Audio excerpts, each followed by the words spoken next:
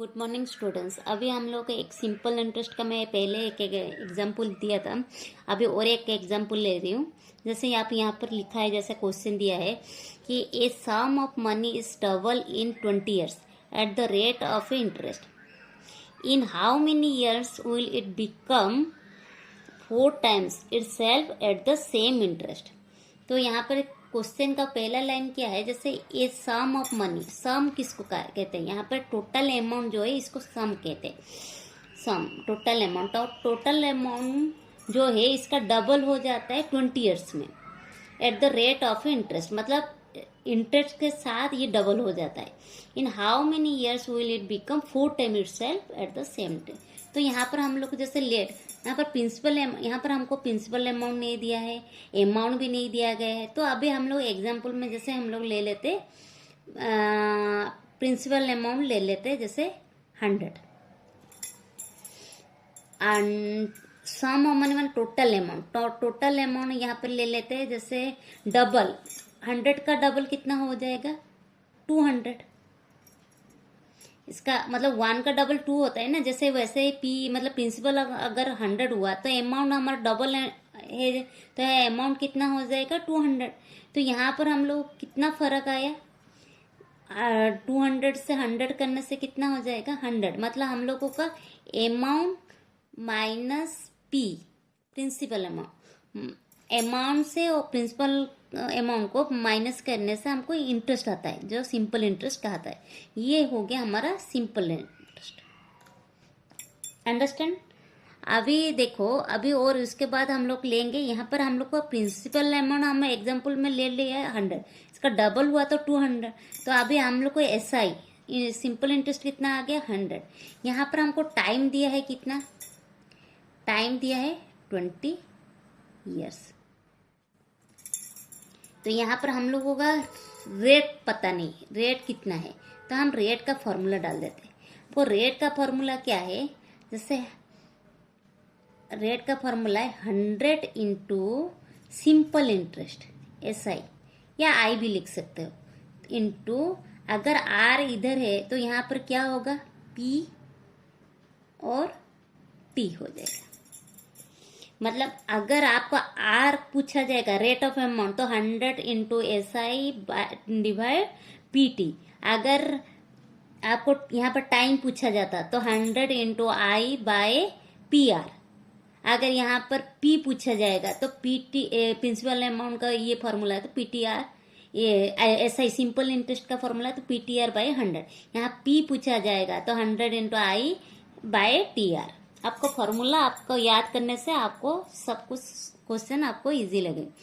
जैसे यहाँ पर 100 इंटू SI, 100 में हम लोग 100 पुट कर देंगे, और यहाँ पर सिंपल इंटरेस्ट कितना था 100 बाय P कितना प्रिंसिपल अमाउंट हमको पता है 100 इंटू टाइम कितना 20।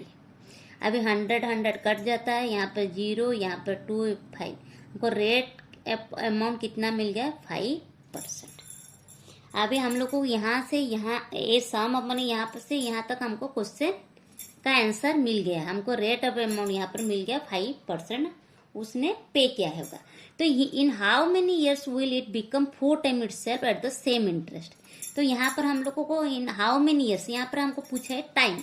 अगर टाइम का फॉर्मूला करने से तो हमको पता है कि 100 into S simple interest by PR।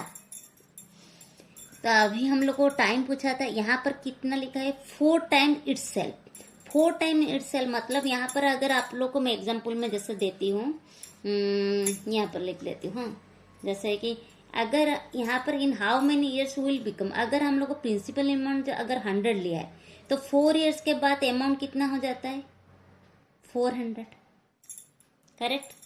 तो यहाँ पर हम लोग कितना आ गया है इंटरेस्ट 300 उसने पे किया है, तो यहाँ पर हम लोग को इंटरेस्ट कितना आया है 300। तो यहाँ पर हम लोग को ये मिल गया, ये 100 ये 4 टाइम के बाद 400 दिया है। तो आपको टाइम कितना हो गया, अगर हम टोटल अमाउंट पे करने से टाइम में अभी 100 तो पुट करेंगे यहाँ पर, यहाँ इंटरेस्ट कितना आया 300।